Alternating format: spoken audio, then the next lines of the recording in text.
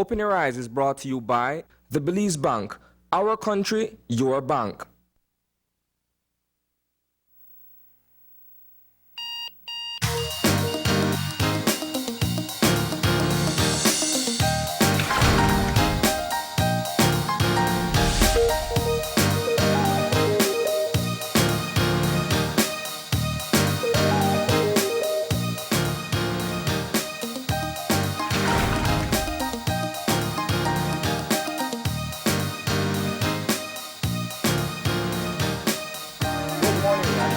Open Your Eyes, start your morning right. My name is Isani Cayetano. And I'm Gavin Courtney. And today is November 18th. It's a Monday morning, and some of you guys are getting ready to go to work. Some of you guys are still in party mode from the weekend. I know there was a Battle of the Drums. There are all these other activities leading up to tomorrow's big day. But nonetheless, we have a packed show for you this morning, and we urge you guys to stick around and enjoy what we have in store for you today. Gavin, good morning. Good morning, Isani. How are you feeling? I'm doing great on this pretty cool morning. Yes, cool indeed. Yeah. And I'm glad you brought that up because I believe on the line we do have our forecaster who's going to share with us the weather report for today. Yep. Good morning, forecaster. Okay, that person is gone. I'm assuming they will call back. But in the meantime, Gavin, let's get into some housekeeping business. Sure. I know there's a lot that we need to square away before we get into our show this morning. Yeah. And perhaps we can begin by going through the weather until we're joined by the forecaster. Sure. All right? So this morning, the general situation calls for dry and cool conditions lingering over the area. And for our 24-hour forecast, we are going to see some cloudy, cool, and dry weather. And we don't have any advisories that are going to send out right now. Good morning, forecaster Wellington. Good morning. How are you this morning? I'm good, thanks. How about you? I'm good. I'm super excited, but I'll share my reasons a little bit later on. What can we expect from the weather? Okay, we'll continue to see dry and cool conditions for today. Lots of sunshine, and we'll be seeing winds out of the north-northwest, 5 to 15 knots, and light chop seas. All right, so what is the general outlook for the next few days? That will be the general outlook, dry and cool conditions. Okay, and our temperatures? Okay, coast today we're going for a maximum of 80 Fahrenheit, inland 82, and the Maya Mountains 73. And then overnight temperatures, we are going for a minimum of 66 along the coast, 62 inland, and 58 up in the Maya Mountains. Astronomical conditions? Okay, we'll be seeing low tides at 8:41 this morning, and then later tonight at 7:30, and the high tides are at 2:58 this afternoon and 2:08 tomorrow morning. And finally, the sun and the moon.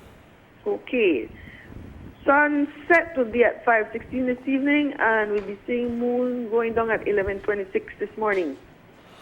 Any advisories that one should look out for? Okay, currently the Hurricane Center is looking at a system about 350 miles east-northeast of the northern Leeward Islands, and they're saying that it has a medium chance of becoming a depression during the next 48 hours. Okay. Is there anything in particular that Belizeans should be looking out for? Not at this time, but I will just tell them to continue to enjoy the nice, cool weather. Brilliant. Thanks a lot, forecaster Wellington. We appreciate it. You're welcome. Have a good day. Have a good day too. Bye-bye. Okay, bye. So, Gavin, I believe you're getting what you wanted, some nice school. Oh, yeah. Excuse to wrap up in some more clothes. For some of us who have to wake up extra early in the morning, it's a bit difficult, right? Yeah, that's true. Because it's coolest in the pre-dawn hours, and that's where you draw for your sheet or your blanket, or you know. And it's hard to get out of bed, right? Yeah, definitely. So, hey, let's go through what we have in store for today. Sure. I know that we need to get into the eye-opener. Yeah. And this is something that we recently brought back and something that I pretty much missed in terms of being able to go through what is prepared and being able to reflect on either the meaning or the overall impression of what is shared in the eye-opener. Yeah, so, for sure. I will read and then I'll get your take on it, all right? All right. It says here, to acknowledge what we have judged and why is the first step to a path of compassion. Though it is human to evaluate people we encounter based on first impressions, the conclusions we come to are seldom unaffected by our own fears and our own preconceptions. Additionally, our judgments are frequently incomplete. For example, wealth can seem like proof that an individual is spoiled, and poverty can be seen as a signifier of laziness, neither of which may be true. At the heart of the tendency to categorize and criticize, we often find insecurity. Overcoming our need to set ourselves apart from what we fear is a matter of understanding the root of judgment and then reaffirming our commitment to tolerance. As we seldom know what roads people have traveled before a shared encounter or why they have come into our lives, we should always give those we meet the gift of an open heart. Doing so allows us to replace fear-based criticism with appreciation, because we can then focus wholeheartedly on the spark of good that burns in all human souls. Let's get your first take. I think that's a really powerful message, and I like it because the first thing that it addresses is, I think, our natural tendency to judge people or to put things into groups. And then when we do that, we don't often realize that, you know, we do lose the individuality when we do that, and we start to think of things or people as one group of people, and we say that all people who are like this are one way, when, you know, that could never be true. And it's the root of a lot of prejudice when you think of what, you know, whether it's racism or classism, any kind of ism,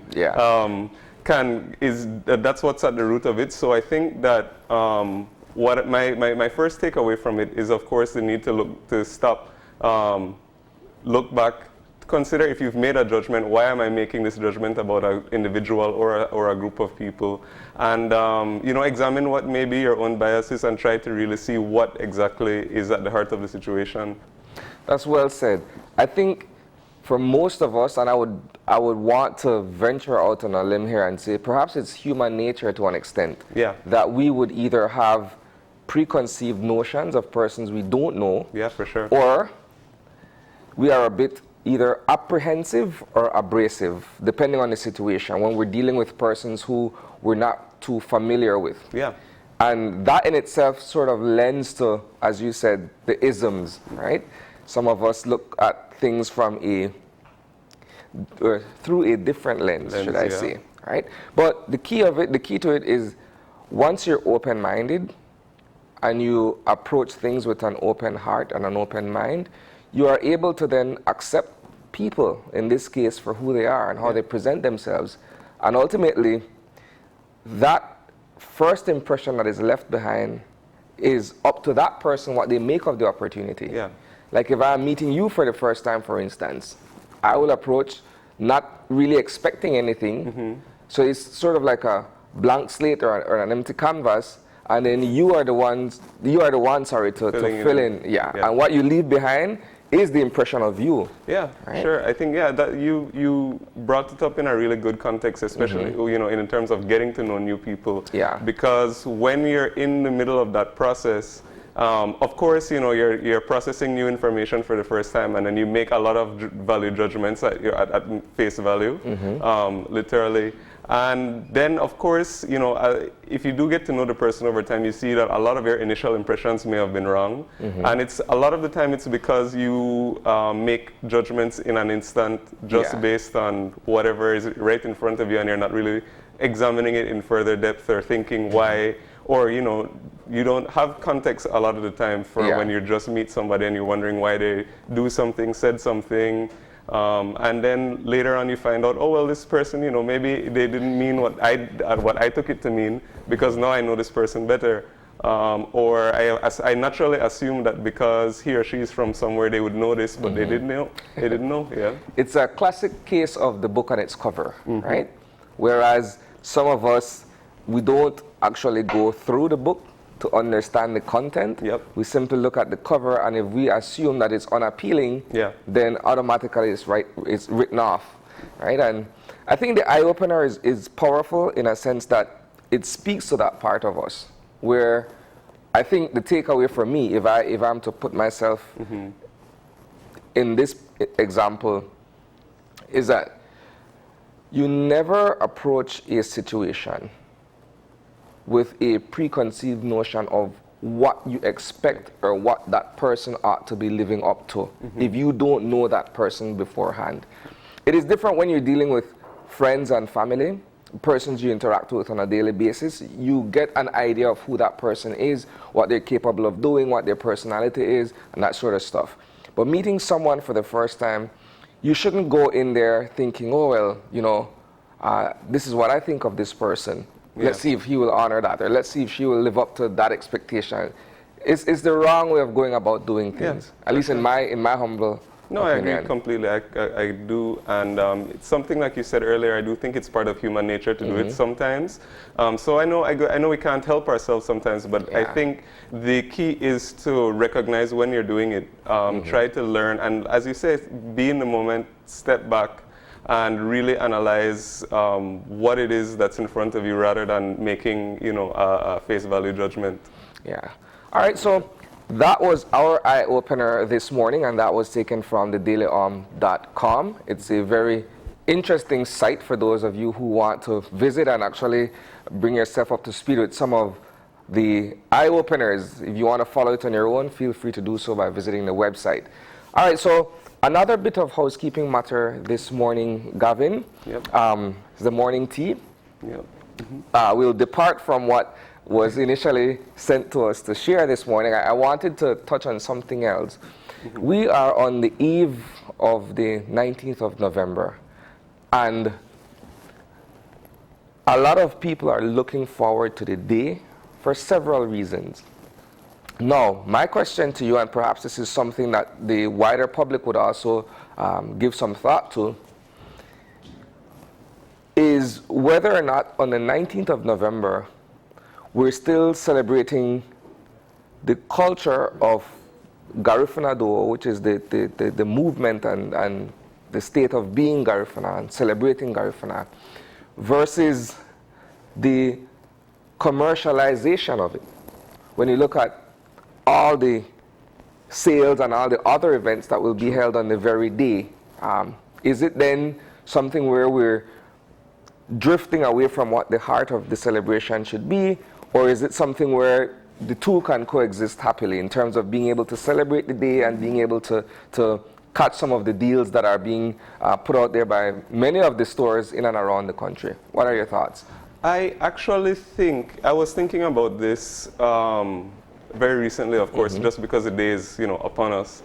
I think that over the years, both have grown. I think that, for example, there is more of us, I think there's been an increasing spirit of, let's call it reverence towards the holiday. People are really understanding its significance in more of us, what its spiritual significance, cultural significance, and people, I think, have by and large begun to embrace it more and have begun to celebrate it in terms of really getting down to what is the significance of it, rather than just take, oh, it's a long weekend, or oh, it's a so and so. And I think one of the a good example of how it's become more of a reverential day is that they don't move the day anymore for to accommodate a long weekend, It's celebrated on the day. On the day itself. So I think that certainly people have become to embrace more of its spiritual significance. But at the same time, because it's become a bigger day and people are more aware of it, businesses will try or to capitalize, whether it's through events or promotions or something. I think it's a natural consequence of people of the awareness of it. Generally, whenever things become popular, let's just say, people will try to find a way to make money from it. And I think that there can be a balancing act where it can be done in a respectful manner when it's not, for example, using the culture just, as a means to sell products. That sometimes a sense of tokenism. Exactly, and appropriation sometimes, and and a lot of the time that can lead to misinterpretations, can lead to, doing things that are improper, you know, and you know, taking, you know, things that may be sacred or something and trying to make a product out of it when, you know, if you understood the real context, that would be harm. So there's that downfall as well. But I think for the most part, I think it's grown more in a positive way, at least from my perspective. I don't know what what your thoughts are. Here's what I think, and again, I'll just throw in my humble 2 cents in there, right? I think the idea of finding balance between a genuine and authentic celebration of people and their culture, and the idea of being able to make a profit off of what is considered a national movement, there should be some sort of a happy medium. I say that because I think of pre-November 19th sales, right? Before this all became the craze, a majority of us journeyed down to Dangriga, which is considered the culture capital, and that's where a lot of the celebration actually took place. But now that you have a somewhat sort of a Black Friday experience in Belize City on the 19th, many people reserve traveling down to Dangriga so that they are able to catch some of the sales that are happening in Belize City. So that migration of people to the south kind of, you know, takes a lick because of it. The other thing too, though, is that in the idea of that commercialization, again, this is my opinion based on my observation over the years, right?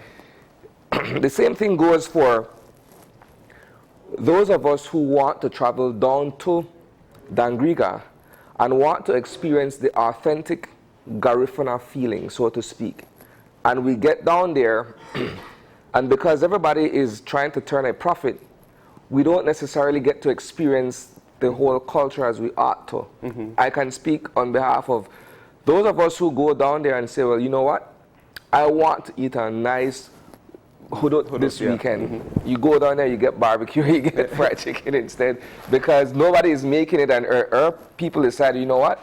This is an easier preparation to make, so we'll go this way instead of going the traditional way you have to scrape the fish, you have to do all these other things. I see what you mean. And so it's a matter of finding that balance. I think that brings up something really important, especially, you know, internationally, you know, we're seeing a whole movement in terms of, you know, especially when we're dealing with cultural symbols and, you know, when we're discussing culture in general, especially in the context of commercialization, right? A lot of, like, let's say, for example, using cultural symbols, right, and in products. A lot of the conversations that we're having nowadays are, one, to make sure that if people are profiting from it, we have to make sure that the actual people whose culture that we're using can benefit as well. So it's really important that you brought up this whole idea of people not going to the south as much anymore, because we're celebrating a culture, the heart of it is taken down there, but now we're not allowing these people to actually benefit from the economic advantages that come along with it. Now that it's a national thing and now that people will stay in the city, so now the people whose culture, the reason why we have the holiday or the reason why we're celebrating, they're not benefiting in the long run in the same way that they could have if we said, all right, well, we're going down south and people are, you know, buying their hudut or whatever, then the people whose culture that we're doing, they're benefiting, you know, we're helping them economically, and therefore it you know, create the growth then helps both people, because on one side, people are benefiting from the greater cultural awareness, and then the other side, people are also gaining economically. So I think that's the best case scenario, but it doesn't always happen like that. So I think, again, it's all about awareness, and once we have participation from the people whose culture that we are using, then I think that's how we can, you know, strive towards that ideal. Perfect. All right, so that's our tea this morning. If you want to get in on the conversation, feel free to do so. For us, it's food for thought, right?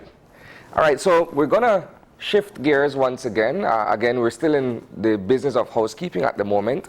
What we're going to get into is the eye on the news.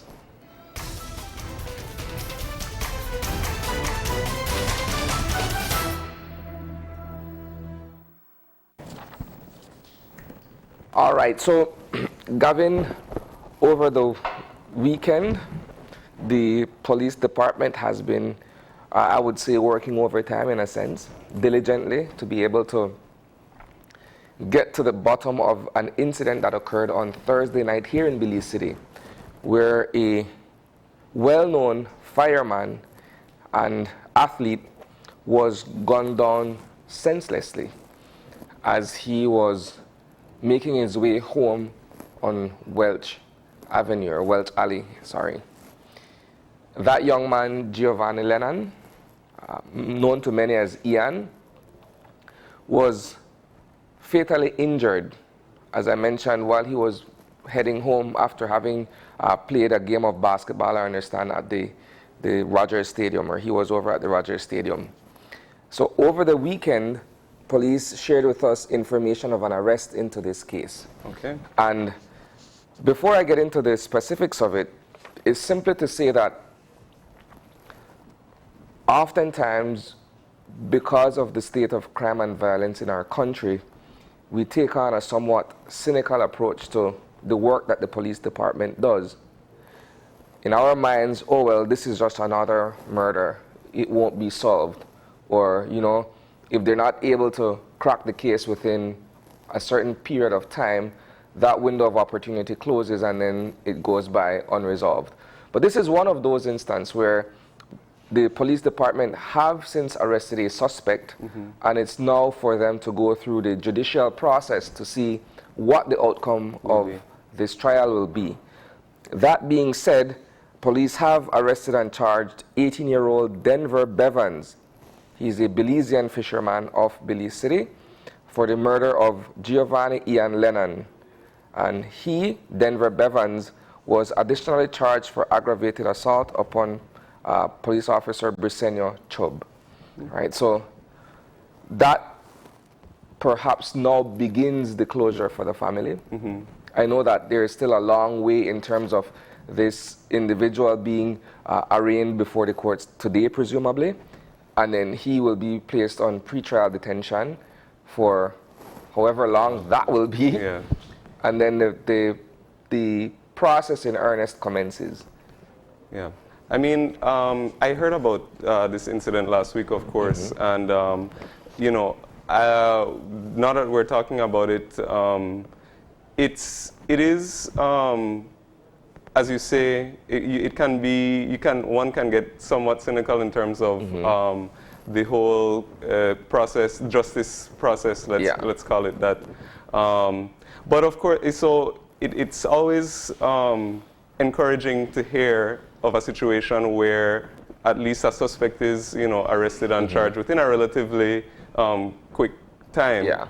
Because, as you know, when matters, especially serious matters like this, come before the courts or whatever, there's always an issue with, you know, the collecting of evidence and making sure that you've, you know, witnesses and, you know, even, you know, the first few days with, you know, after a crime is committed are crucial.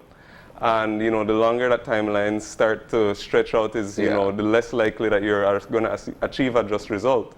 So for this example to be moving forward in a relatively quick manner is an encouraging sign.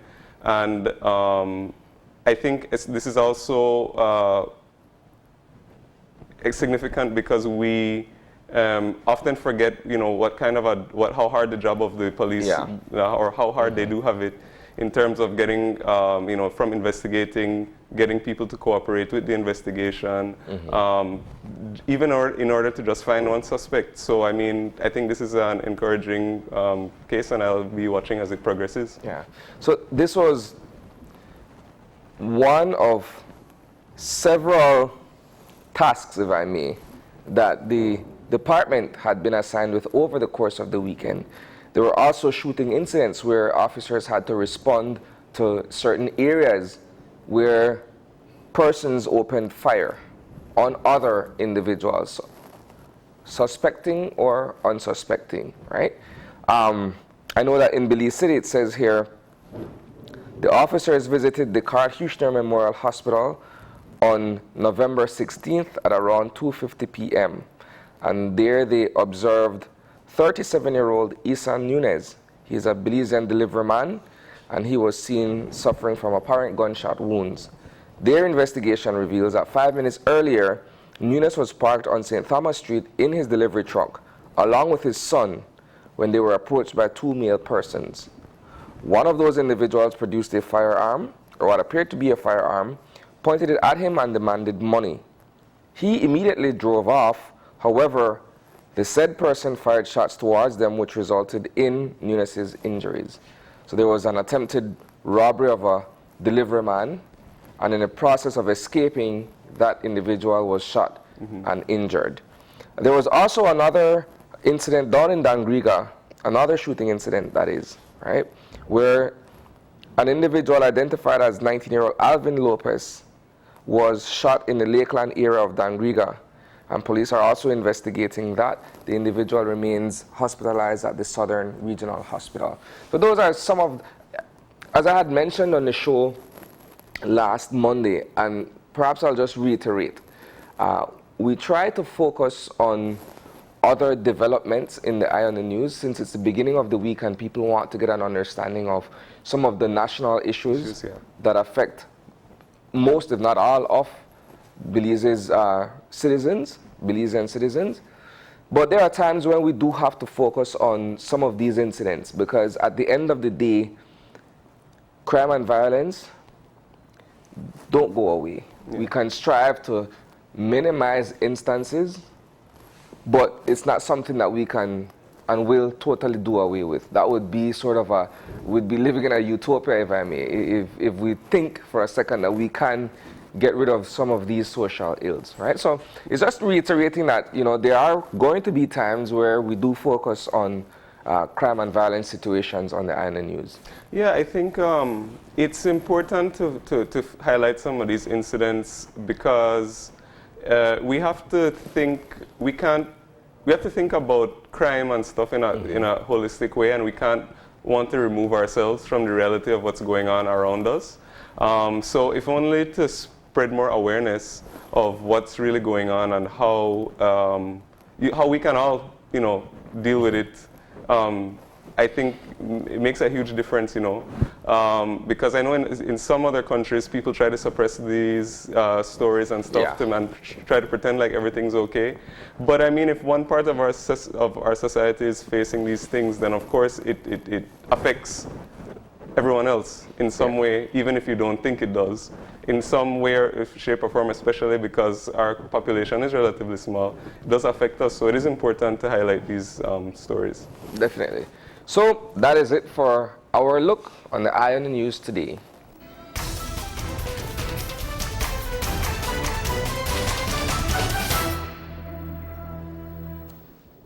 All right, now if we may go to our rundown, our lineup for today. As I had mentioned earlier, we have quite an interesting show in store for our viewers this morning. Before then, however, we want to say happy birthday. And who are we saying happy birthday to today, Gavin? Yeah. We are wishing a very, very, very happy birthday to Edith Gahuma from all of us here on Open Your Eyes on Channel 5. We hope you have a great, great day, Edith.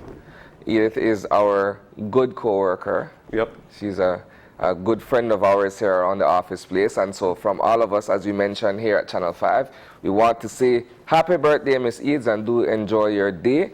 And of course, this goes into tomorrow as well, because she'll be off tomorrow as well. So, hey, I grudge you. Happy birthday. All right, so is there anything else we need to... Yeah, we also want to remind our viewers that another very exciting thing we have is that tonight we have our finals for KTV Latino.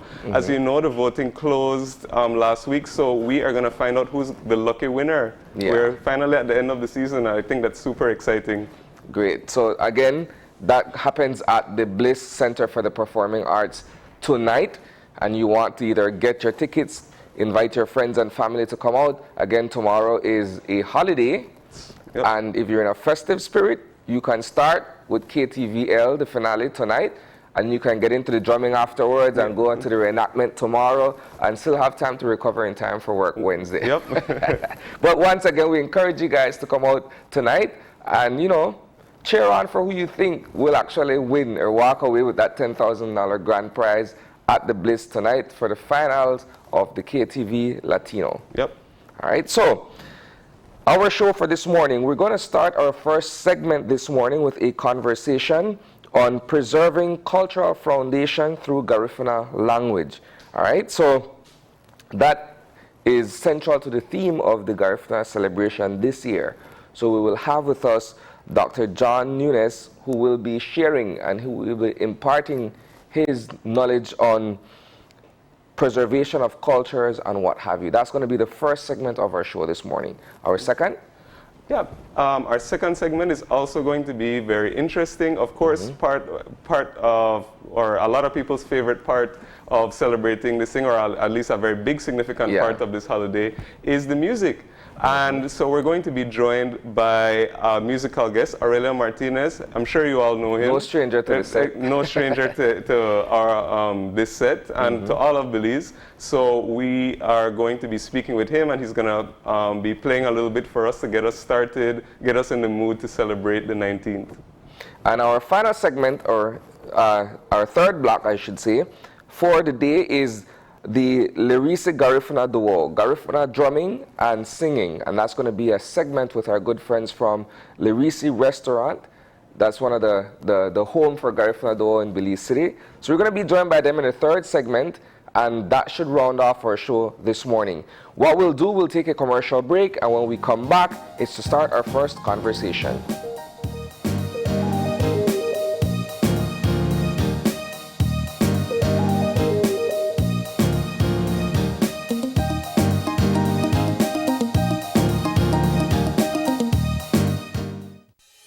With over 100 years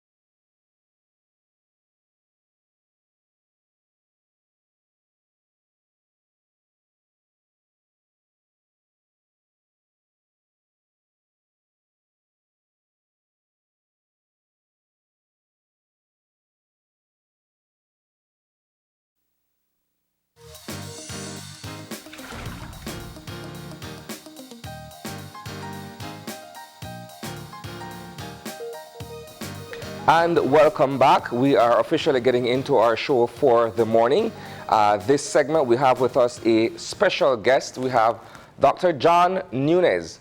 I will introduce him formally as my uncle. Good morning, uncle. Good morning. He's the younger sibling of my mother. And as I mentioned, he will be our guest for this segment where we will be discussing, cultural preservation. Good morning once again. Good morning. Good morning. Bid Benafi. Bid With Benafi. Benafi. Where do we begin from? Because cultural preservation seems to be a multifaceted approach in terms of being able to look at various aspects of what composes culture. Given the theme for this year, National Garifuna Celebrate Day, Lerero Garifuna Luguchabe Garifuna Duo,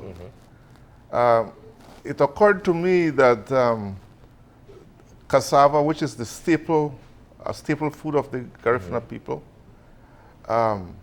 happens to have its roots underground. Well, I mean, that's kind of, but what I'm trying to say is the fruit, in quote, the roots are at the, underneath the ground, as opposed to most plants where the fruit is above the ground. Yeah.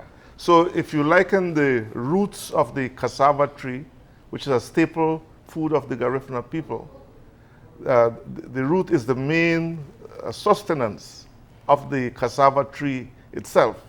So if you liken the root of the cassava tree to language, and then you go up the stem and the branches and the leaves, then you can look at the leaves and the branches as the other elements of culture, which would be food, music, dance, ceremonies, spirituality, all those other elements.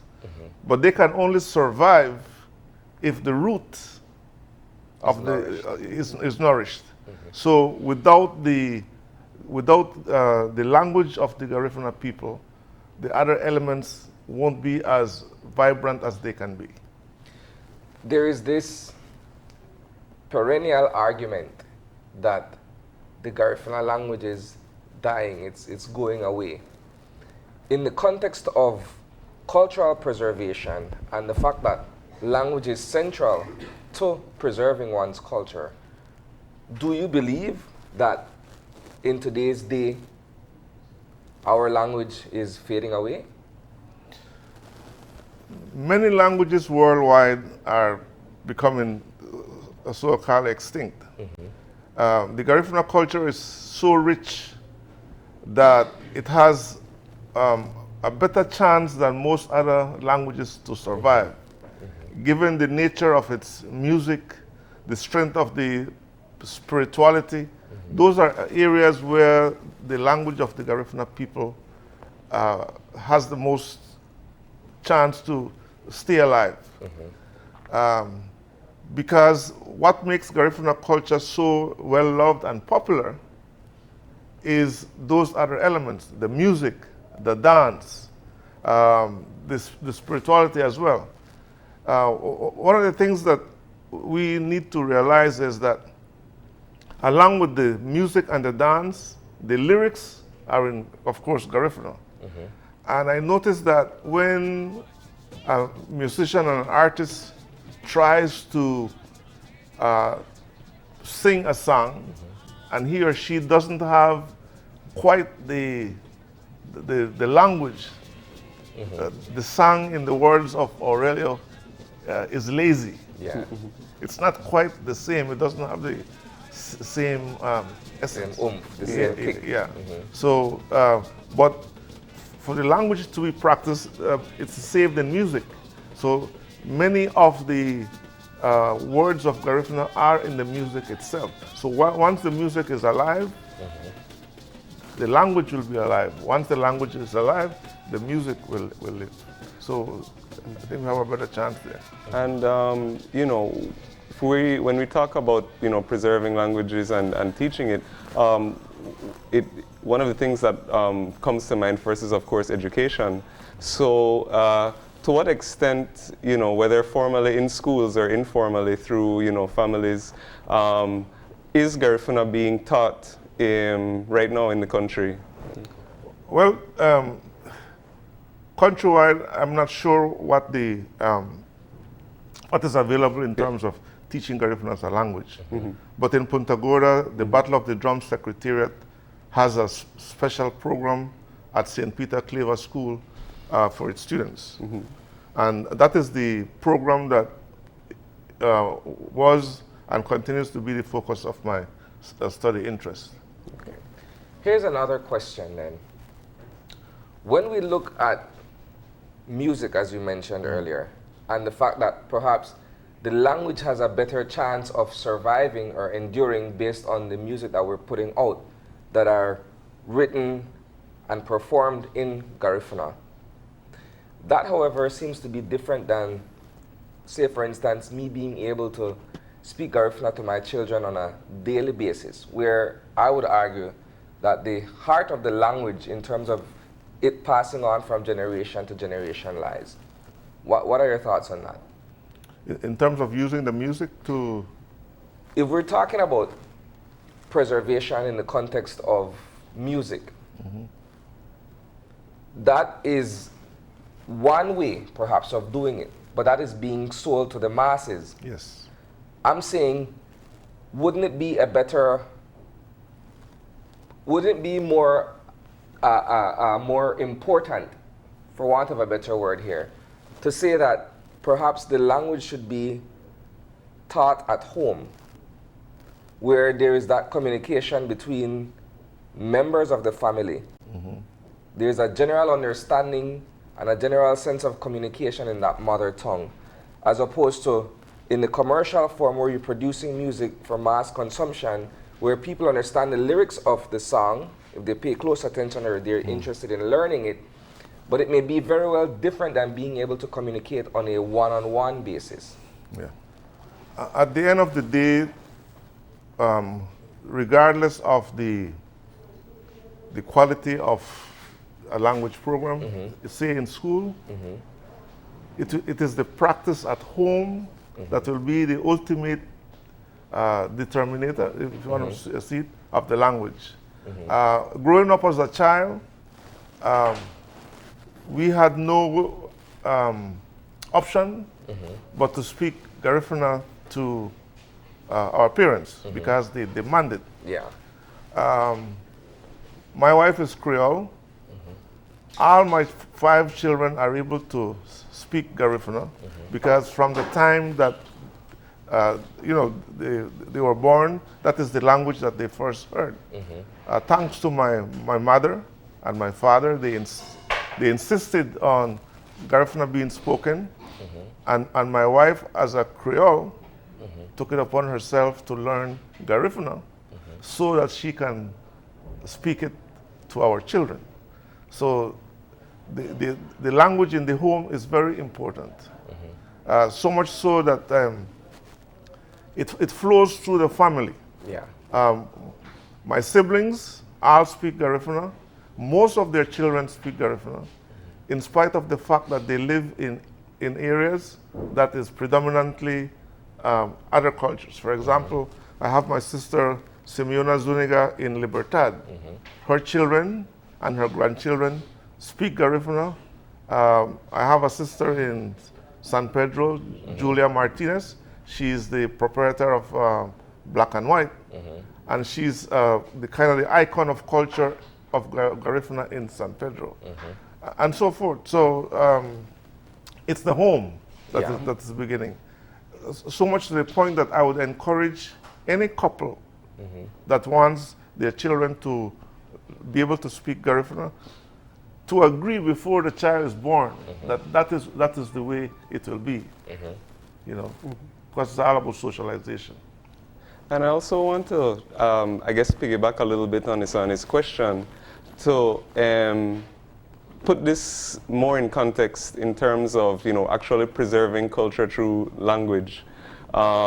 So let's say, for example, somebody may participate in other forms of the culture. Let's say, eat food and listen to music, but they're not able to speak it as a language. What How then, what difference then does it make actually being able to speak the language and use it as an everyday thing and means of communication versus somebody who is just sort of participating from the outside? What crucial significance does language have in the culture itself? Well, for one, to really appreciate the music, to appreciate the dance, to appreciate the different rites, spiritual rites involved in the culture. Having the ability to speak and understand the language enhances that experience. Yeah. But at the same time, I've always cautioned people like myself who are able to speak Garifuna not to look at others who can't in a way that is demeaning, because we all have different levels of awareness. And most people who can't speak Garifuna, it's not of their own doing. They were socialized that way. I know of grandparents and parents scolding their children for not speaking Garifuna when they themselves are the one speaking another language to them. So you can't blame a 5-year-old for not speaking Garifuna, because he was born into an environment that determines in a lot of ways who he or she will be. That is interesting that you would say that, because I use myself and my siblings as an example, where both of my parents spoke only Garifuna to us at home growing up, and we grew up in Belize City. So some people would think, well, okay, being Garifuna and learning the language, participating in the food, the music, and other aspects of the culture is something that's perhaps reserved to an area or a location that is predominantly Garifuna. Let's say if you're growing up in the villages, Barranco or Hopkins, St. Bite, or elsewhere in the country. But we grew up in Belize City, and Garifuna was the order of the day. You wake up in the morning, you greet your parents, the time of the day in Garifuna. Everything that is spoken is in Garifuna, but with the understanding that when you come out into society, so to speak, you go to school, you go to work, or wherever else, you're speaking English or Creole, for that matter, to the other persons who are not of our Garifuna culture. I say that to say this, that perhaps many of us aren't seeing it in a certain social context where the language itself has to be promoted by us, the ones who are knowledgeable and fluent in it, wherever we are, as opposed to limiting it to any one given location. I look at the example, for instance, when you look at members of the Hispanic community, or members of the Chinese community for that instance, they don't limit themselves to where they're speaking Mandarin or where they're speaking Spanish. They are open, they're accepted, we accept them for that. But it seems as if though in our culture, perhaps because of the dynamics of Garifuna and Creole or other cultures, we're a bit more kind of keep it to the vest in terms of how we speak it, where we speak it, and whom we speak it to. And perhaps that has some bearing on the language being carried forward. Your thoughts? Yeah, well, the first thing is we have to understand how we got where we are as a people. From the very beginning, the Garifuna people have been marginalized. They're like a social pariah. Even so, for the Garifuna person to survive in first a colonial and then a post-colonial society that makes little of their culture, including the education system. One has to struggle to survive. At one time, coming to Belize City, for example, to find a job, one has to hide his Garifuna identity to be accepted. And because of that, it's difficult to kind of expose who you are as a Garifuna person. Today, at a point when Garifuna is one of the key markers of Belizean identity. It's the chief cultural export. Right. You know, and I always say that the Garifuna population is 6%. but its effect on the national picture and the stage is more than 6%. So it's kind of ironic that at a time when things seem to be positive for Garifuna culture is when the time that most youths are looking back and they are onlookers. It's like you are looking at your culture being promoted and raised, and you are not, you're trying to get into it, which is really kind of like yours. So that's this kind of situation as it is right now. Gavin mentioned a word earlier in the morning tea that we were discussing. He said appropriation. Could it be perhaps an instance where, as you mentioned, the younger generations are onlookers in light of the fact that perhaps the culture is being appropriated? In lots of ways, yes. We can start with names. A lot of resorts, you know, where tourists go. The Hamanasi, La Rubea, all these other, yeah. And then one begs the question, how much is that benefiting the Garifuna people? You know, I don't know, maybe those kind of businesses can be taxed, so to speak, so that some of that funding can go into programs similar to the ones that Battle of the Drum is promoting, assisting universities like Galen, you know, UB, to have programs where those kind of educational programs can be of use to the very same Garifuna youth that are now sitting, well, I wouldn't say sitting on the fence, because whenever we have celebration now, they are one of the most prominent participants. Yes. And, you know, from your observation, do you think then that, you know, since, you know, using Isani's words, that it's, that, you know, sort of Garifuna culture is the chief cultural export, do you then think that, is it more appropriation going on, or do you think that people are actually, you know, people from other cultures are actually more embracing, and that the culture is growing and it's being built more as a part of Belizean identity?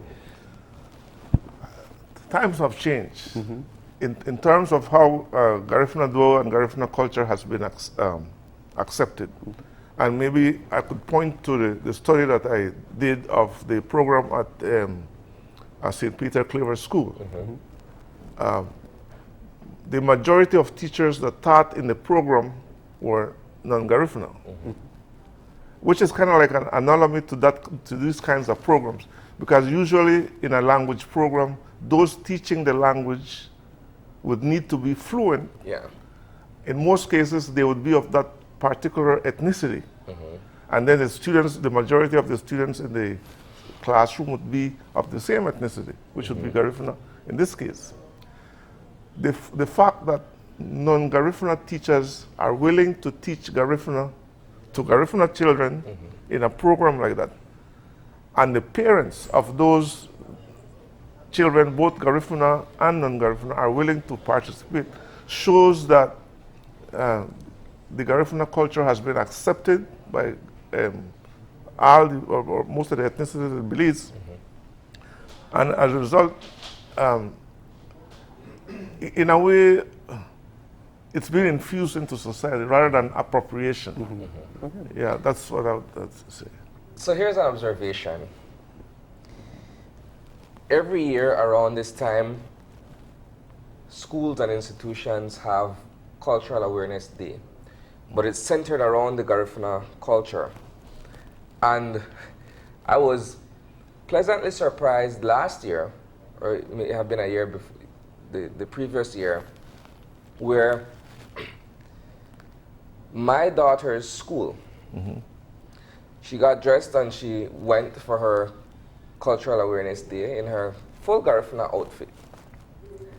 And lo and behold, there was an Asian child also in his Garifuna outfit. And that completely floored me.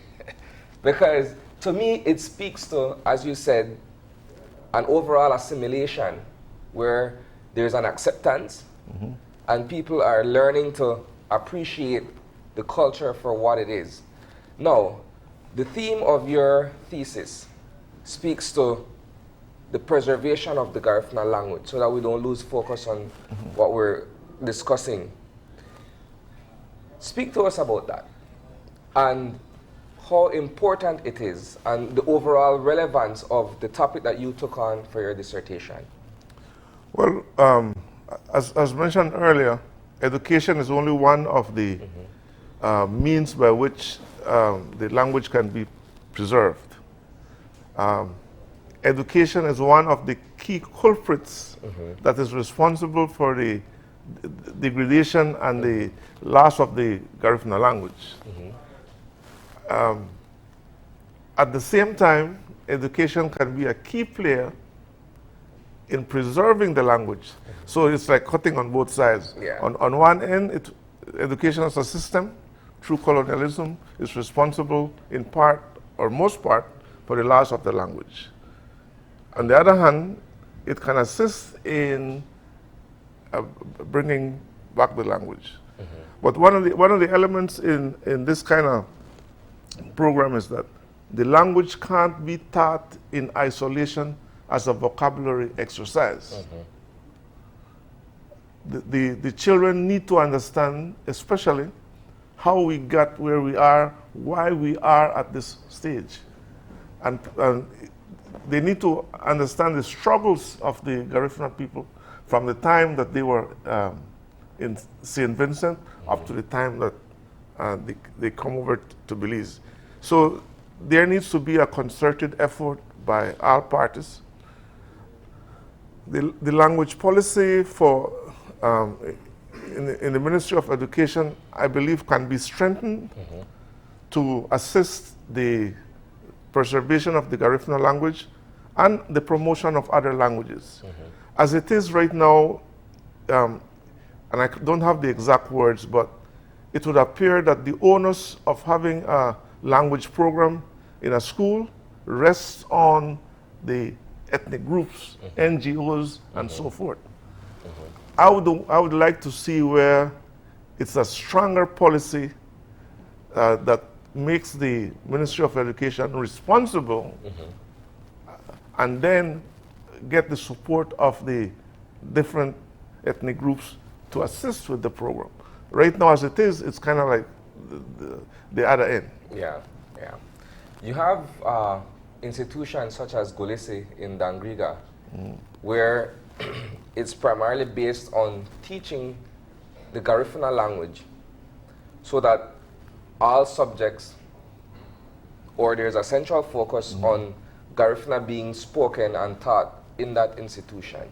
Do you believe then that perhaps this would be something that the ministry can take on to be able to expand such a program? Well, the mere fact that Garifuna can be taught in Punta Gorda town in a school that is multi-ethnic speaks to the fact that the day should come when not only Garifuna should be taught in the school, but the other languages as well. Yes, it's undeniable that the teaching of the English language is essential for commerce, right? And that's an argument as an objective of education that is for economic reasons. But if Garifuna language, Garifuna culture is one of the exports of the Belizean nation, then that language has to be preserved so that it can continue to be a part of the economy. Because if Garifuna culture and language is lost, then where will the tourists go? Where will all these things that can be sold go? So it's important that we all realize that and help in preserving our indigenous cultures. That being said, I would take the opportunity to acknowledge what Darius Avila is doing in Punta Gorda with the Battle of the Drums Secretariat. Two things. I know that yourself and your son Ere were both acknowledged this weekend by the Battle of the Drums Secretariat.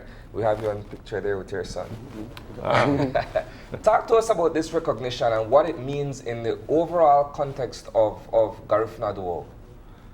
Uh, well, that's huge. Maybe the story should start with I'm at this fete promoted that is hosted by the Battle of the Drums Secretariat. And my son came in a little late, so we tried to get a chair for him. He's there, and I'm there. I didn't know that he was coming to get an award, and he didn't know that I was there to get the award. But the fact that we are recognized by an entity like the Battle of the Drum for such an achievement, to me, is one of the exercises that needs to be done in terms of promoting any group of people. So we are, yes, it's myself and my son up there, but the promotion of the Garifuna culture is larger than the both of us up there. And that's what makes it so powerful. Is there any other word or message you want to share before we conclude this segment? All hope is not lost. There's much that can be done. We need to work together. We have the National Garifuna Council, which has been promoting Garifuna for quite some time. I guess with its challenges. I note that men are not as present as much as possible. We can be more involved in the work of the National Garifuna Council. There's the Battle of the Drums on one end, doing their great work. Then you have different other communities like the Wanaragua program in Dangriga. There needs to be a way where all of those efforts, at the very least, could be coordinated such that the synergy is more powerful and the end result could be of more benefit to the Garifuna people and the Garifuna nation. All right, well, thanks for having this conversation with us this morning, Dr. Nunes. It's been an enlightening Absolutely. conversation. Once again, thank you very much for sharing your knowledge and your thoughts with us. We're going to take a quick commercial break, and when we come back, it's for Aurelio Martinez to join us on set. This you don't want to miss. Stick around.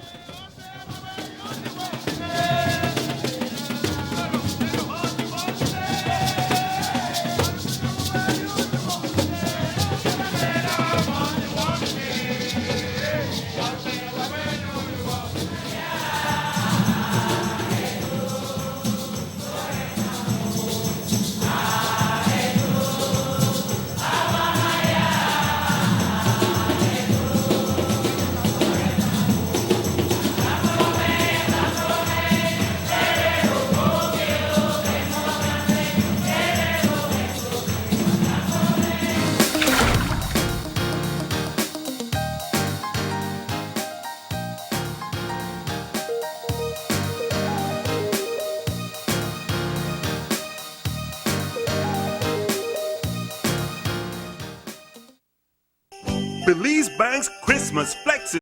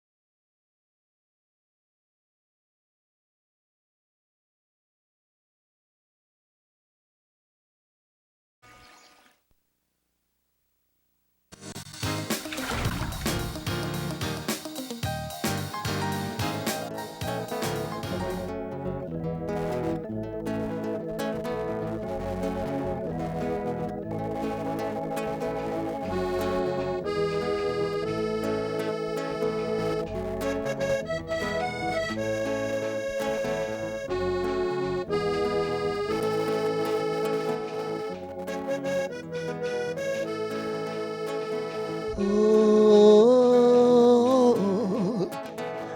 maniga no ya landine. Oh, anyagura mutu arabo. Oh, maniga no ya landine. Oh, anyagura mutu arabo. Arigabana ya namula lumana. La ruduna guda baka arikabana ya namula lumana la ruduna guda baka oh himaniga no ya landine oh anyagera mutu arabo oh Himaniga no ya landine.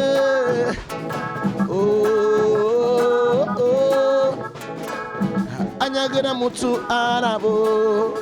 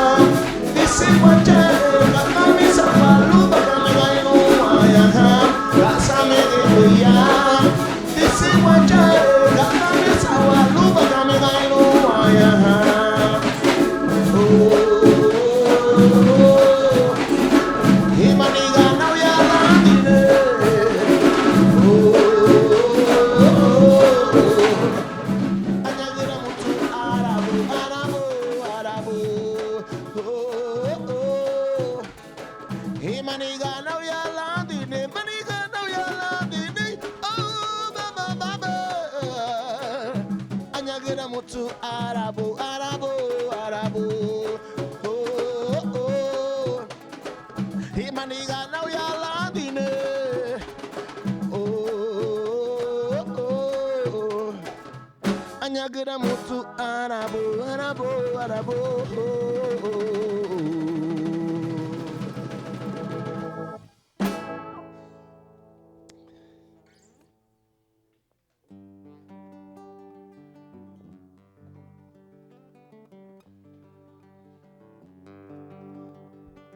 Kasambo kubai mama. Hirugu bubai. Kasabu gubai mama. Hirugu bubai. Kasabu gubai mama. Disebari here. Bayanu kanuma da. Hagamba namuga bume. Kasabu gubai mama. Disebari here. Bayanu kanuma da. Hagamba namuga bume.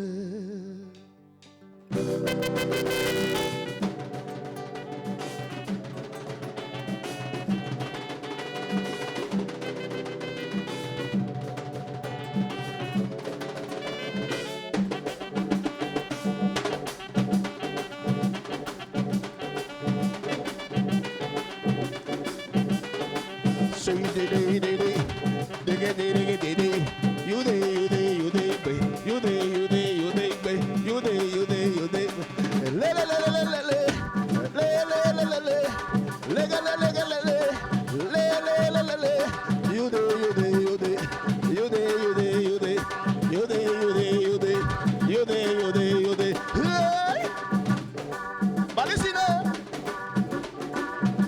Ai gasabu lagu bayi mama hidugu bubai lele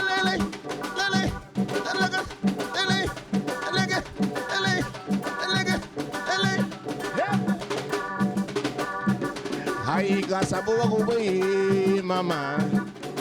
Hirugu bubai.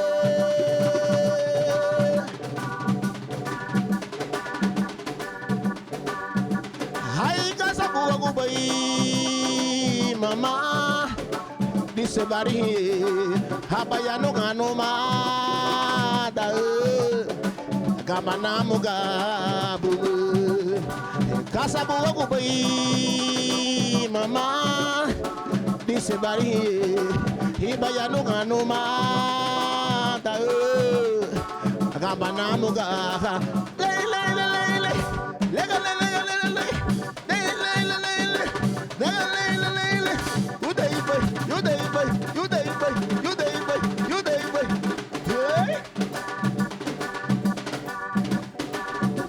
Hai kasaba moria hania buwa mama dala mona mo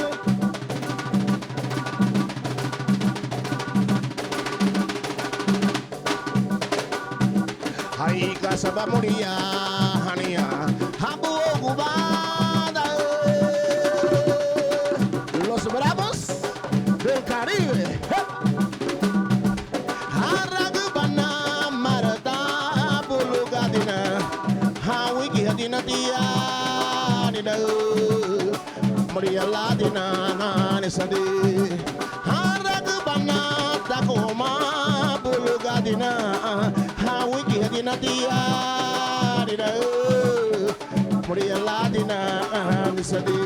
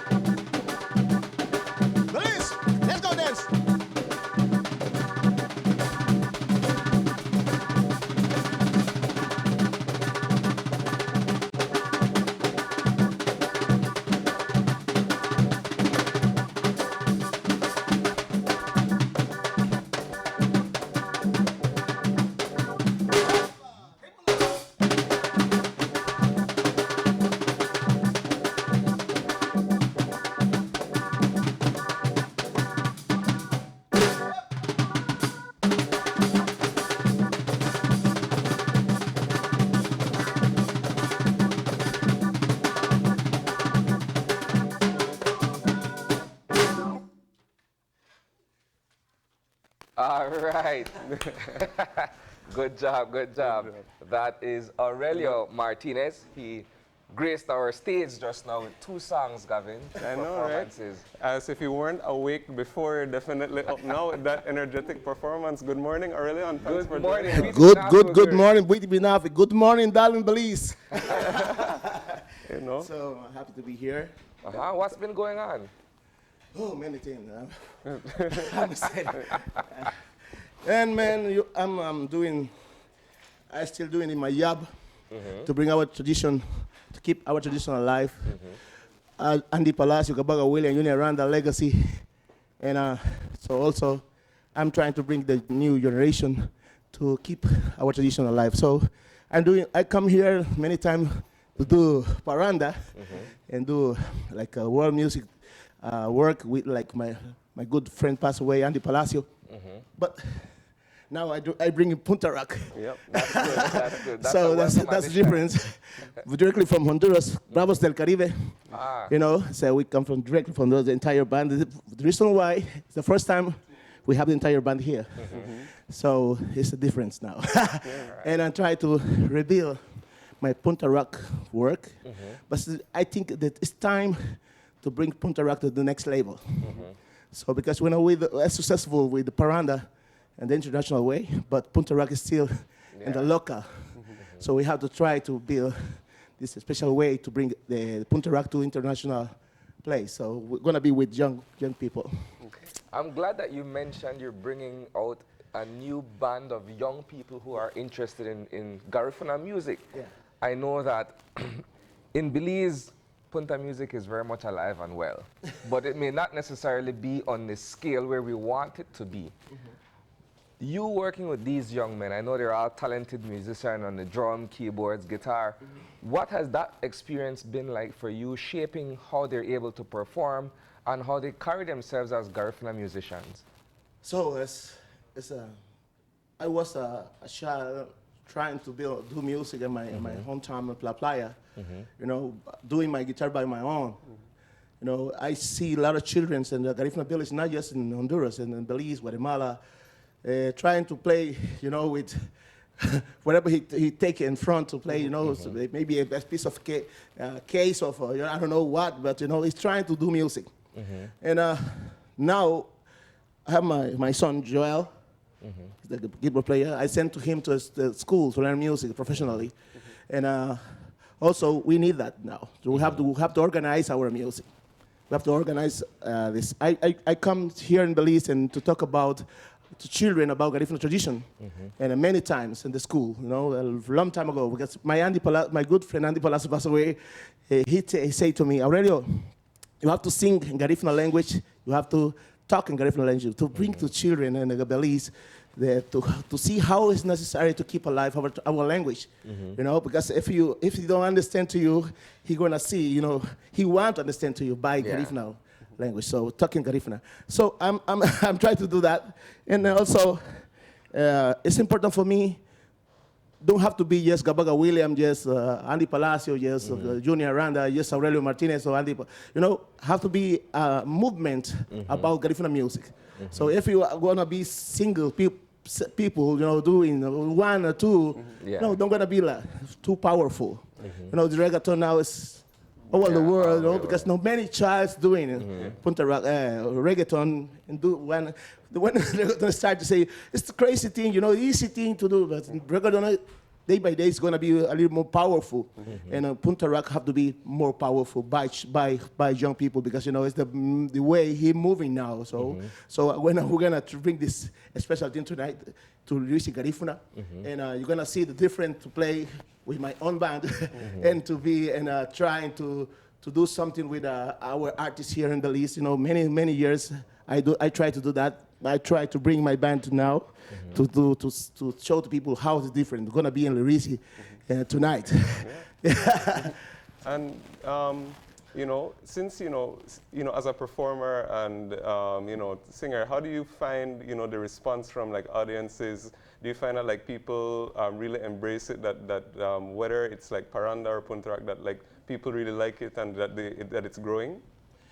Yes, I do. You know, when I started this project with Andy Palacio and Stone Tree Record here in Belize, people forget Paranda already. You know, we reveal the Paranda vibe. So now I don't. When I start, yesterday talking with somebody outside the set, and I say when I start to do the Garifuna tradition, people are saying this guy looks crazy. It's crazy. I look like a different the rest of the guys, you know, because people is moving in a different way. Reggae, you know, the American music, you know. I'm doing traditional music, so people say in Honduras I'm crazy. But now I see the child trying to build his Paranda project, trying to build his Punta Rock project. So now we are. In this time, I make the decision to do my tradition. I was right. Yes. I was right to keep this culture alive, and now I'm a good example to the rest of our children. So gonna be more. I know. I believe that. I'm not gonna die now. Yeah. So Aurelio, there is one question that I gotta ask you that I'm thinking a lot of people who are watching right now are gonna ask the same thing. What happened to the hair? Hello. It's good question because I already have a lot of question about the why. But for me, my locks is gonna be like just a look. For one time, sometime I use curly, like 10 years. I do locks in 10 years, and now I have my my natural here. So I come back home. But you look like you're not aging. I guess since you took off the hair, you look like a young boy again. I'm a young guy. And the way you're moving on the dance floor just now. No, I'm young guy. That's true. That's true. You don't have to look like. I am. You are. Like so, you don't have to look like a Belizean. I am a Belizean. So you've been working on new music? Yes, I do. This year I'm gonna relaunch Garifuna, Los Bravos del Caribe, and we have to make a popular music, punta y paranda popular music, and I'm gonna launch a special festival in Honduras now in December. The International Paranda, International Garifuna Fest, Black Griba is where I'm born. Okay. It's La Playa. So we're gonna launch a special festival in Honduras. It's gonna be international, but next year I'm gonna bring artists from Belize to Honduras, to my village. Nice. So it's gonna be, and then I'm doing a lot of things. Because I follow this trip here. I start in Honduras one concert and come to Belize to 19, and then come back to Honduras and finish in Corozal and two concerts, and going to North Carolina and the United States. In November, it's just November. Yeah. And then come back to Honduras to follow the festival, and it's gonna be 4 days festival in Honduras. So, you have a busy calendar. Busy. So I'm happy and glad to do that, and it's very important to come back to Belize. For me, Belize is a center of my career. I'm gonna say directly. Belize for me I have a special passion for this country. I have a special love for the country because Belize give me a lot. Because Belize is I'm not gonna stop to say that. Belize is a good, beautiful window, the best window, the best window to expose our tradition, Garifuna tradition, to other people around the world. There's no more. No, we don't have another place around the world like Belize. So Belizean, we have to be proud around who we are, like Belizean. Like a special country. We don't have the Garifuna people. We don't have to separate ourselves. We are the same people. We come from San Vincent to Honduras to Belize, Guatemala, Nicaragua. We are the same people, same nation. We have the same passion, like when I come to Garifuna village here in Belize, I feel like I'm in Honduras, I'm in Guatemala, I'm in Nicaragua. It's the same place. Andy Palacio goes to Nicaragua to teach about our language to children in Nicaragua to bring back our tradition. I do it the same in Belize. So I don't look me like a different guy, an international artist. I don't look me like an alien. I'm part of you guys. You are part of me. My friendship with Asiatic is going to be many years ago. Yeah. We took together. We hang out together in LA. Lloyd Agustin, Andy Palacio. I'm gonna mention a lot of my friends here. It's not like a friend, Titi Man Flores. We are like a family. Don't come against me. Yeah. I'm never gonna go against you. So we have to be together and Lyrisi tonight. I'm gonna invite you. If you wanna take mic with me, let's go. let's go do it. If you wanna dance with me, let's go. We're gonna do it. Belize is a center for me. Belize, there's the Belize here. Have many concerts with sometimes with Imbaro, sometimes with Musa. So I don't see parties here because I don't participate in the political things. I don't care who we have in front, except PUP or UDP. I don't care. I'm an artist. Art, the culture don't have party. Yeah. It's culture for human beings. So let's go together. PUP, UDP, I don't care. You are my brother, you are my sister. So we have to enjoy, celebrate our day, our settlement day here in Belize. And I'm coming here like I'm Garifuna, I'm Belizean, everything. So let's dance. We're glad to have you here with us. I know that a lot of people are going to be looking forward to your performance tonight. Hello. Yeah, and you're going to be the headliner, if I'm not mistaken, on that ticket, right? I don't even have to ask you if you've been preparing yourself, because you come with a natural energy. Yeah. So we know what we're going to expect tonight. Oh, man. I expect more than you expect, because, my expectation are going to be the toughest, the heaven. So I love when I interact with people. So when I don't feel good whether I don't take the people energy, because my energy and the people energy are gonna be the same. I need that connection with them, with my crowd. The connection, we have to do the same. So when I don't feel that, it's like when I don't take the feeling. I feel in my country like I don't do anything, and I come back to my sponsor and everything, like you don't have to pay me, something like that. So I have to be satisfied myself, and to be good. So tonight gonna be I know gonna be a successful concert, and we have a beautiful crowd, and we have a beautiful artist, good artists like Titi Man Flores, I say, Seawolves, Asiatic, Libanya Marasa, Aurelio Martinez from Honduras. Yeah, so Nice. it's impossible to be a different thing, impossible. This lady here, take. Once the women are behind it, they take no nonsense, right? So you have No, to deliver. the system, I think, everything's prepared. Yeah. Yeah, so thank you always. This program is going to be my house. All the time I come here to Belize, I have to say thank you to embrace me and embrace the Garifuna tradition, and don't have that separation between a country and an artist, in Belize or Honduras and Central America. So I'm glad, to be here all the time. All right, so do you have another performance lined up for us?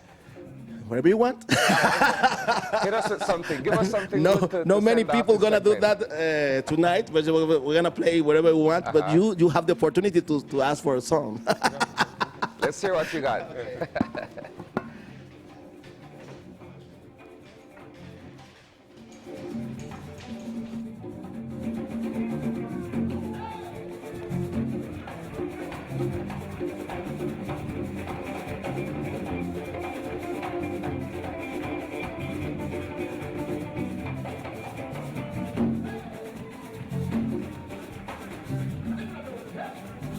So this song is gonna be about my experience in Belize. Hopkins. I wrote this song, and Hopkins was the reason why I'm gonna sing the song today. Todo mundo go Hopkins, né? Cago tinha Belize. Já be fed do gunha tida lyrics Garifuna. My guitar is not tuned properly, but Hanogo Chile, Halia Dibo, Hanogo Chile, Baba, Halia Dibo, Leave I go to Mama, Jalifo, Rubai Badu Nanu, Nudunamo Ganye, Yalifo, Jalifo, Rubai Badu Nanu, Nudunamuga, Yalifo. Jalifo, Rubai Badu Nanu, Nudunamo Ganye, Yalifo, Jalifo, Rubai Badu Nanu, Nudunamuga.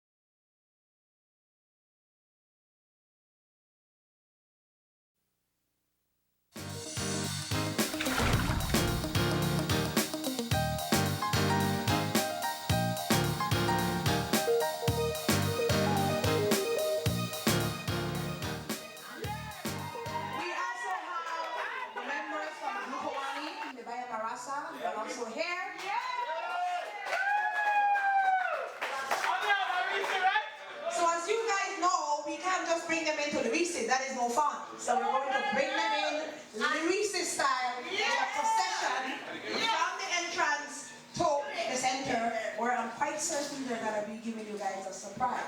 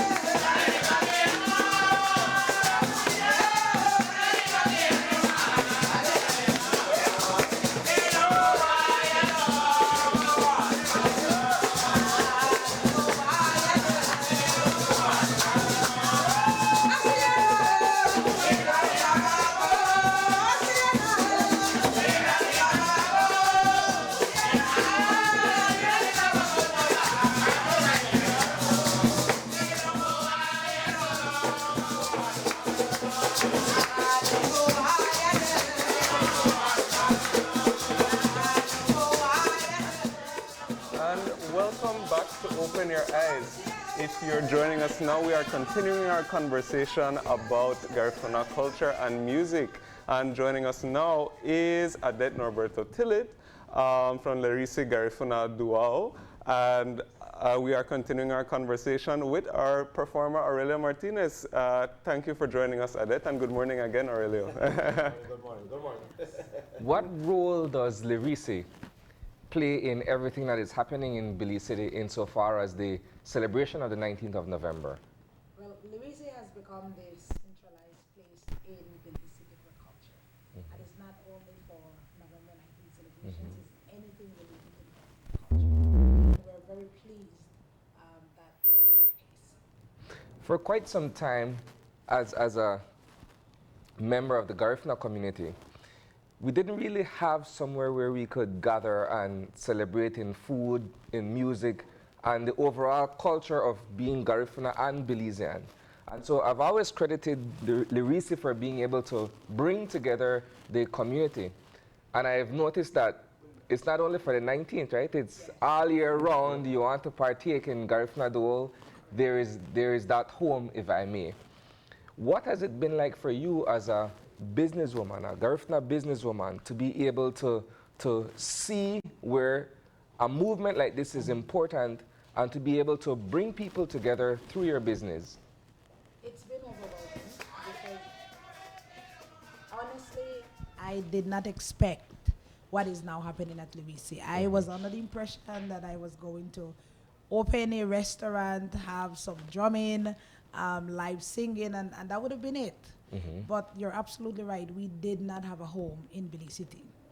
And so when we opened and people saw what we were offering and realized that this could become the home of a Garifuna Duo in Belize City, it was embraced. And it has gotten to the point where it has surpassed my expectations, but in a good way. And so you've been also working closely with the National Garifuna Council insofar as the calendar of events for this month. Can you talk to us what that has been like and, of course, what people can expect tomorrow, the 19th of November? Lyrisi on its own is a brand, and we do certain things, but collaborating with the National Garifuna Council, Belize City branch, who has the responsibility in Belize City for the strengthening and the preservation of this culture, was the ultimate collaboration that we could have made. And so we got together and we decided this can't just be about November 19th. It has to be starting from the 1st of November, introducing several activities that people are aware that November is here. November, the celebration of November 19th is here. And so with that in mind, we came up with several activities. And starting November 1st, we actually launched the activities for November. And we've been continuing to do different activities. So tomorrow night is the concert that we're going to be having. And you guys just saw Mr. Martinez perform. He is the headliner for the show tonight, and he's going to be accompanied by C. Wills and his band, Asiatic, all the way from Los Angeles, as well as Titiman Flores on one stage. And the surprise that we brought in last night is Grupawani Libaya Marasa, also from Honduras. Tonight, from 9 p.m.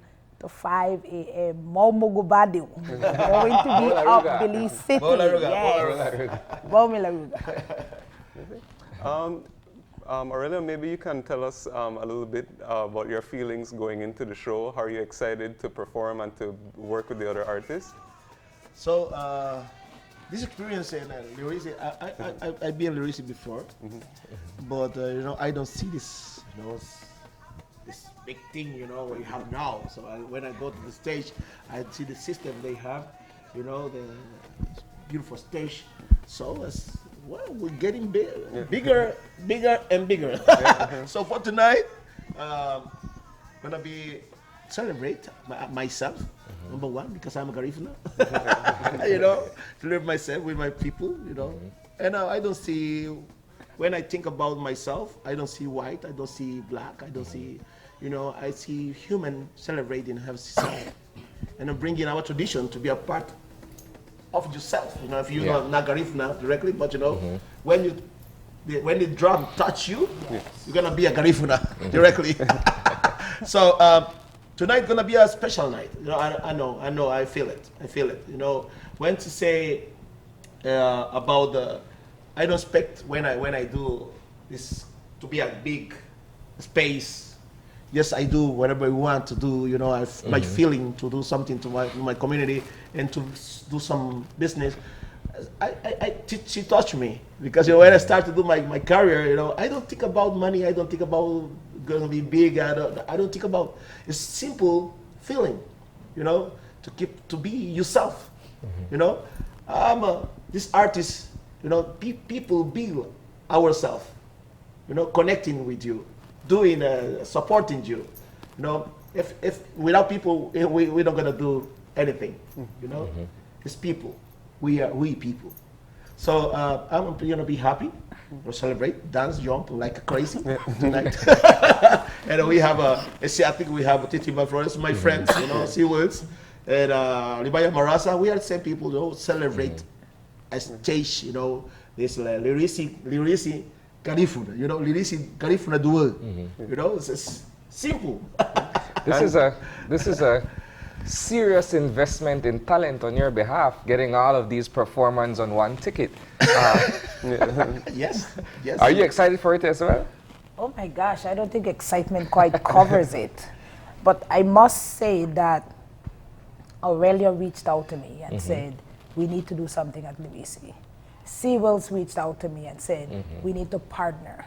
It's coming back to the fact that they feel that this is the home of the Garifuna culture, and they're representing that. So this wasn't just all about Lirisi. This was with these artists feeling that we're doing something different here. Libaya Marasa said, Belize, we have to be in Belize City for November. We have to come. So what can we do? This is what you're seeing culminating tonight in the concert that we're having. So yes, it's a level of talent that we haven't seen before, but it's there celebrating the Garifuna duo, Lirisi Garifuna duo that we're trying to put together. Yeah, I wanted to ask you about that actually, you know, bearing in mind, you know, you starting Lirisi and where it's gone from the beginning to now. How does it feel that it's become such a cultural center and you're also seeing people embracing and celebrating Garifuna culture the way that they have in such a larger scale that they do nowadays? Again, as I mentioned, it's overwhelming, and what makes it so much more overwhelming is that it's not just Garinago. This has moved past just Garinago. It's almost every other culture in Belize who has embraced us and who supports us on a daily basis. This is something that I've never seen and I never thought would have happened. So this is greater than what I had imagined for Lirisi. Yes. I could tell you I'm a regular at the establishment, and What always intrigues me is that sometimes we meet people who come all the way from Punta Gorda, for instance. And as long as they're a member of our community, they feel a sense of belonging, to have to be there, to have to stop in and get their plate of hudud, or listen to some music, or just be in that general atmosphere. Aurelia? So, long time ago, I come to Belize, you know, and enjoy with different events in Belize. But always gonna be, I hear in Belize and say, Belize City, say we're gonna go to Dangriga, we're gonna go to Hopkins, we're gonna go to, now I'm hearing people in Gorda saying we're gonna come to Belize.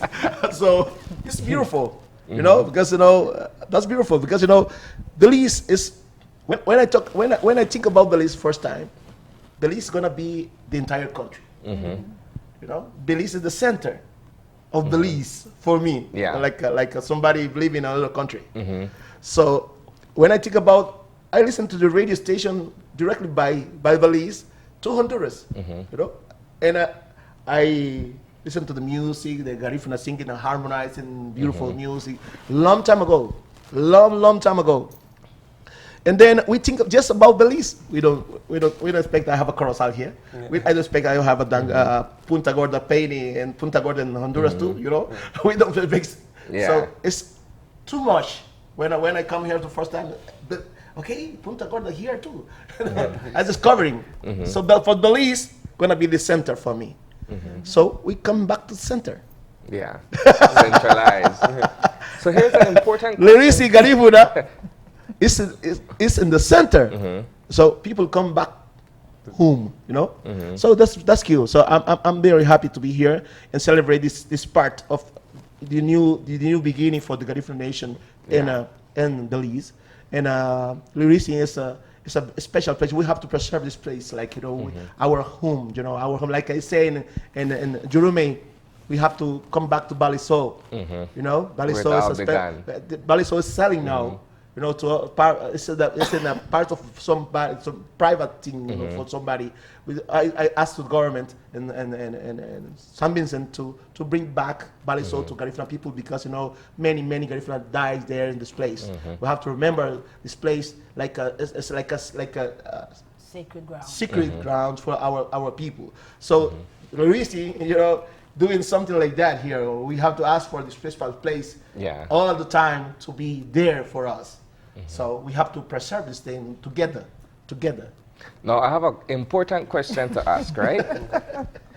Now that everything seems to be focused on Belize City, what are the activities for tomorrow beginning with the Yurume, the reenactment? Correct. So as I mentioned, Momo Gubadiwa, we go till 5 a.m. Once we're done at Lirisi, we do a procession from Lirisi up the street to the pier, where the persons who will actually be participating in the Yurume reenactment will enter the boat and leave from that pier, come out by Belcan. We do another procession from Belcan to St. Martin's Church. We have our Mass, and after that Mass is completed, we then do a procession from St. Martin's back to Lirisi's compound. That's where we're going to be doing the official ceremonies for tomorrow. And then we take a slight break to get everybody ready. And then we start with the first Jankuno contest. Tomorrow, we're actually having about 6 Jankuno contests. And that will take us to the last 2 persons, and we will do a competition between those 2 persons to crown the first ever Mr. Lirisi Jankuno winner. This all takes place on stage, right? All take place on the stage. So we have the Jankuno contest. We have, of course, the hudud eating contest. I've had a lot of requests about persons wanting to enter. And we have live cassava bread making demonstration. We also have demonstrations of the different Garifuna dances throughout the course of the day. Seawills comes on at around 3:15, himself and his band. And after Seawills is done, we do the final Jankuno contest. And once we have crowned Mr. Lirisi, we then move on to live drumming, live singing, and end the day off with live drumming, live singing. So it's jam-packed, all the activities. And of course, there's gonna be food, there's gonna be drinks. So come on out. We promise that you will be able to immerse yourself in the Garifuna culture. The beauty of it, I must say as well, is that the weather seems very cooperative with us this year, right? Right? Nice. This is so nice. I That's mean, last Elius, son, Elius. I bring the son. and I appreciate it because last year this time we were already in having a lot of rain. This year, be narrow. This year it's gonna be cool, which is perfect for us. So everybody come out. Good for dancing now. Yes, dancing, we promise to definitely. give you a full day of Garifuna activities in preservation of this culture. I was just about to ask, as my final question, how important has this all been for you? It's almost as if though perhaps you and I share a kind of kindred spirit where Garifuna Duo is concerned. Yes. They see us, we play a certain role in being able to carry on tradition, but our roles are individual. Yes. How important is it for you from your point of view? This is so important and so historic because I'm a banker. I've been involved in banking for over 20-something years, and one of the things that I've always been told is we visit Belize and there's nowhere that you can take us to demonstrate who you are. It's always when persons come into Belize City from around the world, we go to the other restaurants in Belize City and everybody was like, why is it that there isn't somewhere that we can go, that we can experience who you are?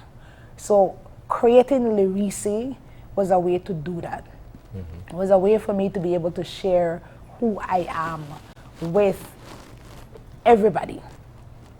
And I've been able to do that. I have people who come in and they go to Lirisi and they're like, wow, we would never have thought that the Garifuna culture included so much. So that's what we're demonstrating every single day that we open. It's not just about eating a plate of food. It's showing who we are on a daily basis. So one thing more. I don't know if you have it already, but I thinking about spiritual thing. So if I don't know if Lirisi has do it, the Daga doing already. So this gonna be a Most of Daga the Haruga Benafi. Daga gonna be 14 for me. Yeah, the spiritual something, aspect. Yeah. It's special. Have to be. I want to be there. So to Adaga Gaduni and to recognize our ancestors. To recognize the everything we have now. I get you baliwon. So like most of Adaga Gaduni hadabula home. Lu my meet and get to home boom. Lu my lauch. Lo hege, lo hato. Haja bega for me baga way. So so but Adaga Gaduni from me. So We'll have Adet explain that or So already translate talking about that. the spirituality aspect of our culture. In the Garifuna culture, we believe that our ancestors or our loved ones, when they die, they don't just leave us. They continue to guide us. They continue to be with us and protect us. So usually what we do is to include them in our celebration by putting down food, especially food that we know that they like, so that they can participate in whatever it is that we're doing. So he is indicating that tomorrow, one of the things that we should be doing from a spirituality perspective is to actually do what is called a dagagrido, which is putting down food and making sure that an offering and making sure that our ancestors are involved in what we're doing. Sorry, I feel like it more. Any final questions on your end, David? No, unless you have any other final messages that you want to send out to the public. All of our viewers are watching. So. Of course. This could not have been possible with several persons and several companies who are behind me. And I just wanted to say a big thank you to Ivan Smith and Bass Pro Audio, because that's the person who is the audio engineer and is responsible for the system that you're seeing out there that we're going to be using tonight. We've done a lot of investment, and the whole purpose is to take this to another level, and he has been involved in getting us to where we are. So big thank you to Ivan and Bass Pro Audio. Big thank you to Travelers. Their mobile bar will be out tonight and tomorrow as well with their products. They've been a supporter of ours. Big shout out to BTB. BTB has collaborated with us as well. Big shout out to the National Garifuna Council Belize City Brands. They've been side by side with us throughout this entire process. And big shout out to Creme Radio and Creme TV, my marketing partners. That is just taking you my attention, my thank you. But Go ahead. thank you to bring me here. And my tour gonna be a start here, and then I come to the United States to. She brought me to be here, Yes. Central America. But I have another extra activities in Belize. I'm gonna go to Dangriga today to enjoy to go to exchange with the children in school this afternoon for a few minutes.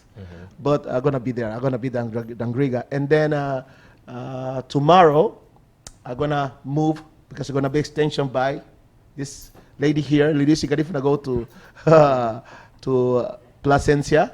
You know, I'm going to be Placencia tomorrow to have a special show, and then come back to Honduras, exchange by Lirisi, to Honduras and Corozal, Garifuna community, and to do my last two shows in this November celebration. So, and then December I have a Garifuna Fest in Honduras. I say, you know, because we're going to be Lirisi extension to to my hometown in La Playa. So it's a small village far away from the city, but you know I do good example. Okay, good to build a special team in our it's gonna be December celebration in same place. Look, Jankunu, Koropatia, Warini, Indio Barbaro, you know everything, you know, in the same place. Maipol, Moros y Cristianos, you know. The entire Garifuna celebration going to be in the same place and a big concert. Next year, I'm going to bring some artists from Belize to Honduras. So I'm going to be, you know, like Belize. You'll be an and Honduras. Thank you so much. Thank you so much. Thank you guys too. We'll take this quick opportunity to remind everyone that it is going down tonight at 9 o'clock at Lirisi. It goes through until 5 a.m. And for those of you who are still energized after 5 or you're waking up at 5, you can certainly join us for the reenactment tomorrow morning. I believe that begins at 6 o'clock, right? 6 o'clock. It's the Yurume, the reenactment of our travels to and how we ended up in Belize. So that being said, we're going to take a commercial break, and when we come back, it's to wrap up our show for this morning.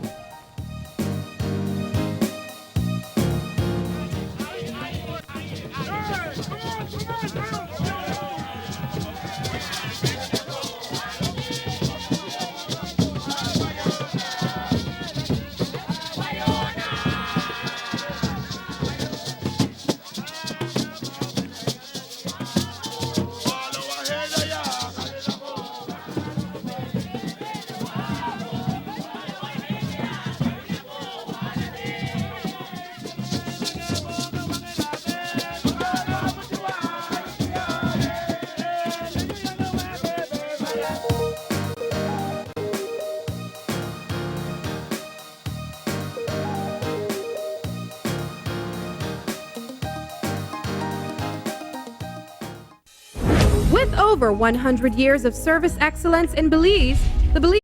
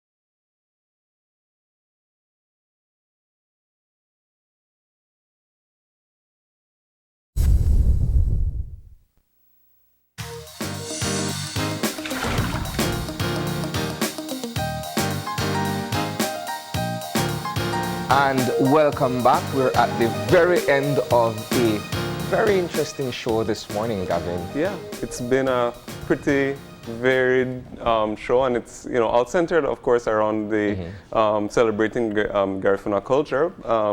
But it was a really interesting show. Our first discussion with Dr. Nunes was very, very interesting, talking about specifically the preservation of culture through language. I thought it to be a very enlightening discussion, as speaking all that, sharing with Dr. Nunes, sharing his knowledge, and I like that he also sort of left off that segment on a pretty positive note, seeing that, that especially his message that, the language does have a good chance of surviving. Yeah.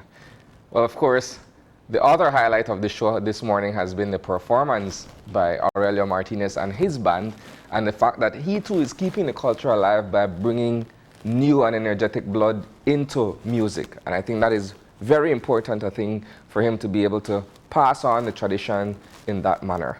And of course, the two other big tickets for tonight. Yep. One is KTV Latino, the finale. Yep. So if you've been watching the season and your favorites made it, you'll see which of the top 3 gets chosen tonight. So we encourage all of our viewers to go out to the Bliss, watch the live show. We always say that there's nothing like seeing it live.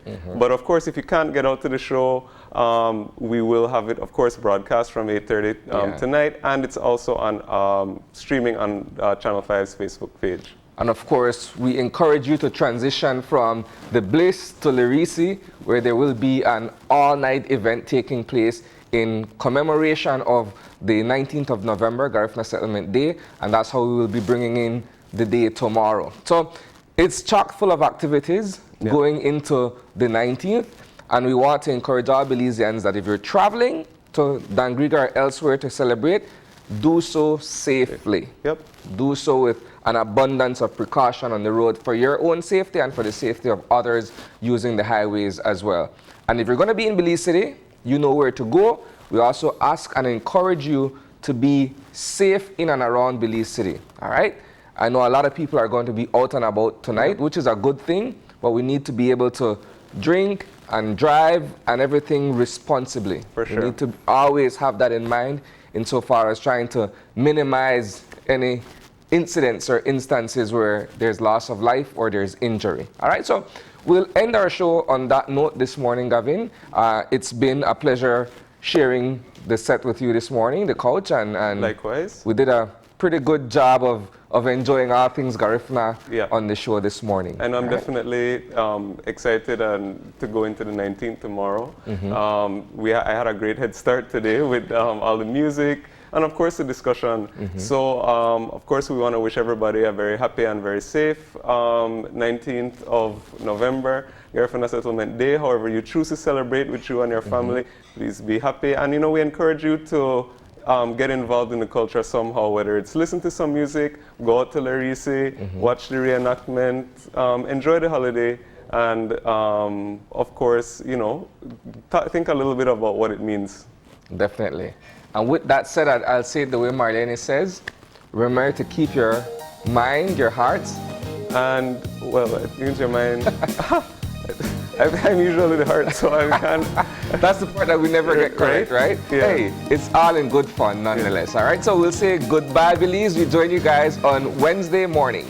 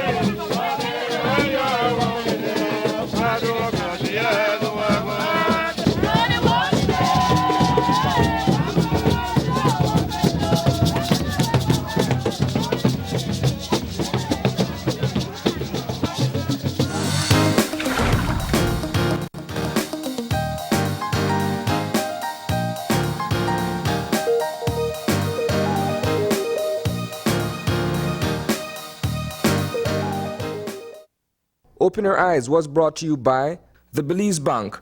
Our country, your bank.